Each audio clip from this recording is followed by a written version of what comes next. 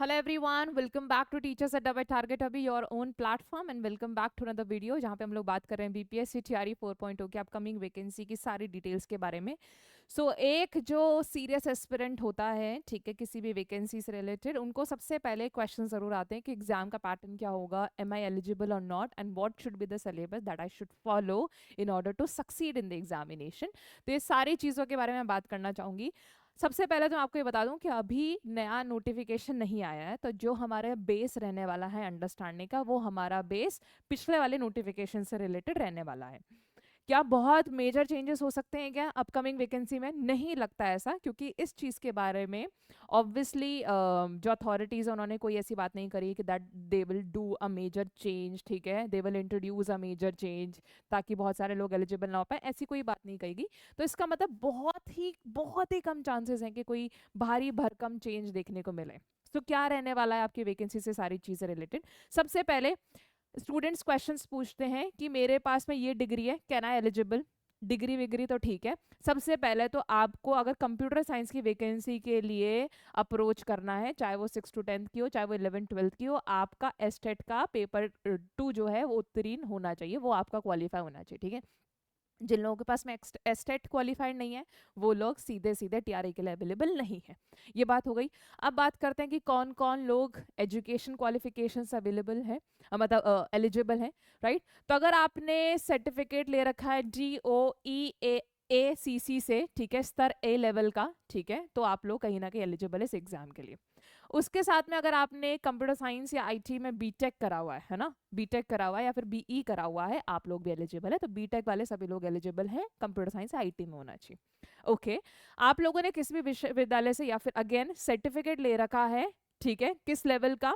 Okay, B level का भी। और इतना ही नहीं, किसी विश्वविद्यालय या फिर इस पर्टिकुलर इंस्टीट्यूशन से मान्य प्राप्त संस्थान से अगर आपने बीई या बीटेक कर रखा है, जो मैंने आपको ऑलरेडी बता दिया, ठीक है, तो वो भी आपके साथ में लगेगा।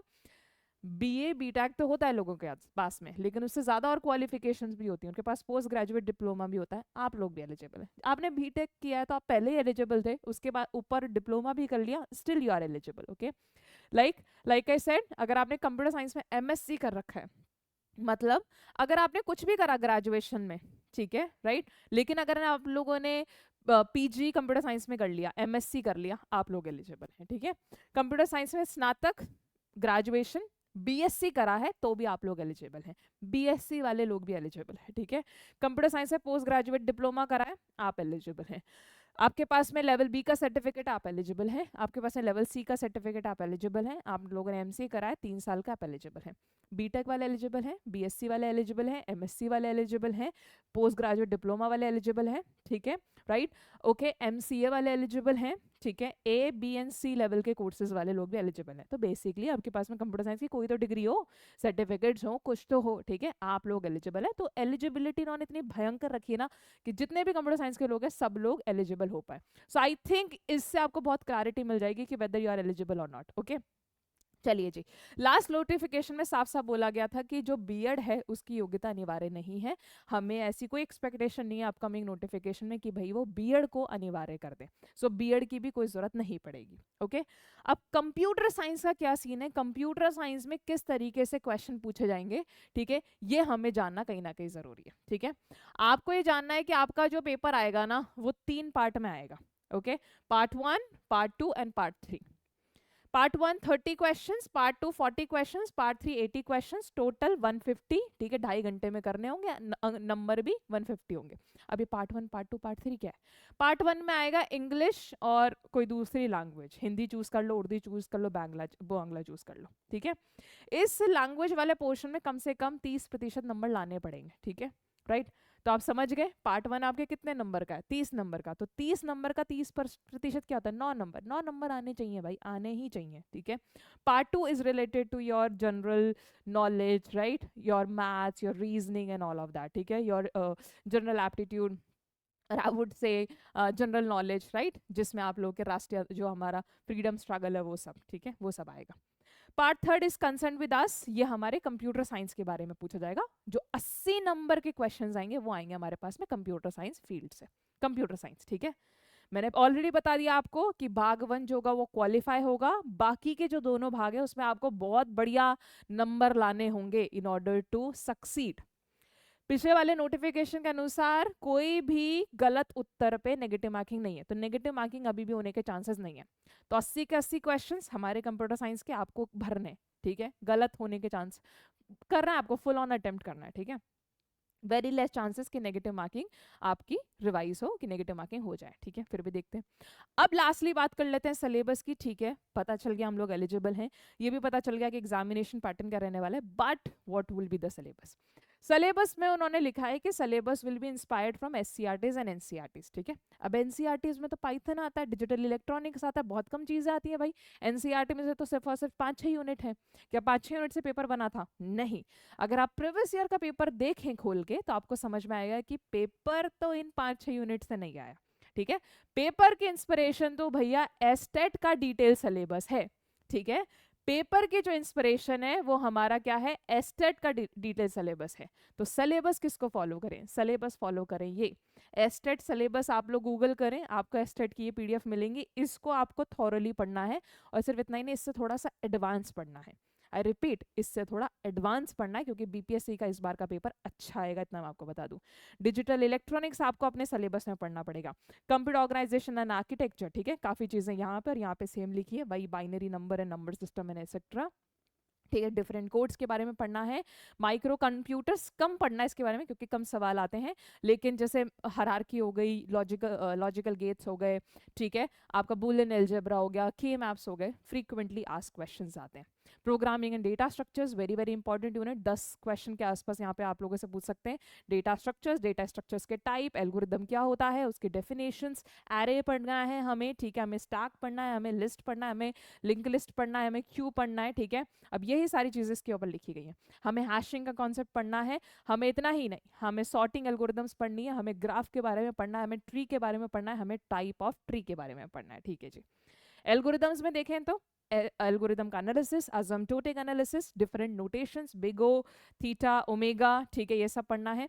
Different design techniques, divide and conquer, greedy technique, branch and bound, back tracking, इनमें कौन कौन से फेमस एल्गोरिदम्स हैं, like all pair shortest path, single pair shortest path, N queen problem, Hamiltonian problem, spanning tree, ठीक है, the concept of NP complete, NP hard, ये सब हमें पता होना चाहिए।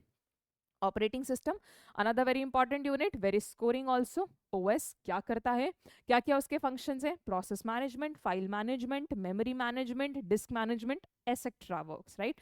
तो प्रोसेस के बारे में पूरा, डेडलॉक कैसे होता है, क्या क्या उसकी प्रॉब्लम्स हैं, कैसे सॉल्व होगा, पार्टीशनिंग थोड़ा बहुत, ठीक है, राइट, और यही सब आपको पढ़ना है।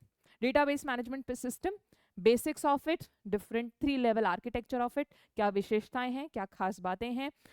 A special type of DBMS, that is relational database। तो relational model क्या है, relational database में keys क्या हैं, primary keys, secondary primary keys, foreign keys, alternate keys, okay, right, super keys, candidate keys, ये सब। डेटाबेस के एनॉमलीज पढ़नी है, नॉर्मलाइजेशन, यस नॉर्मलाइजेशन पूछा जाएगा, ठीक है, थोड़ा सा transaction and concept of concurrency control में पढ़ना है। Then our favourite unit computer networks, basics of it, OSI model, TCP IP और model, every layer, each work that every layer does, ठीक है, उसके आधार पे आपको पूरा का पूरा नेटवर्किंग पढ़ना है, ठीक है। Data link layer, network layer, इसमें आधी चीजें लिखी हुई हैं, आधी और पढ़नी है भाई, सारी लेयर्स पढ़नी है। प्रेजेंटेशन लेयर का मेंशन नहीं है तो जरूरी नहीं है कि वो नहीं पढ़ना, वो भी पढ़ना है, ठीक है। Software engineering, very basics of it, theoretical question mostly आज, ठीक है, सिलेबस अपने आप में डिफाइन करता है। Software development life cycles models सारे famous, software testing life cycle model सारे के सारे टाइप के टेस्टिंग, ठीक है, राइट। थोड़ा बहुत आप लोगों को उसके मेंटेनेंस के बारे में पता होना चाहिए। ऊप्स के वही बेसिक कॉन्सेप्ट्स, वही fundamentals and what is construction, what is abstraction, polymorphism and etcetera, ठीक है। Web page applications, basics web development जो कि आप लोगों ने कहीं ना कहीं सीखा है, थोड़ा एचटीटीपी, थोड़ी सी जावास्क्रिप्ट और थोड़ा सा सीएसएस, ठीक है। Theory of competition, yes, theory of competition में बहुत डिटेल में नहीं पढ़ना। रेगुलर लैंग्वेज, रेगुलर एक्सप्रेशंस, ठीक है, context free language, push down automata, concepts of linear bounded automata and Turing machine, उनके कॉन्सेप्ट्स पढ़ लेना। और ये जो दोनों लैंग्वेज है रेगुलर और कॉन्टेक्स्ट फ्री, इनको डिटेल में पढ़ लेना, ठीक है।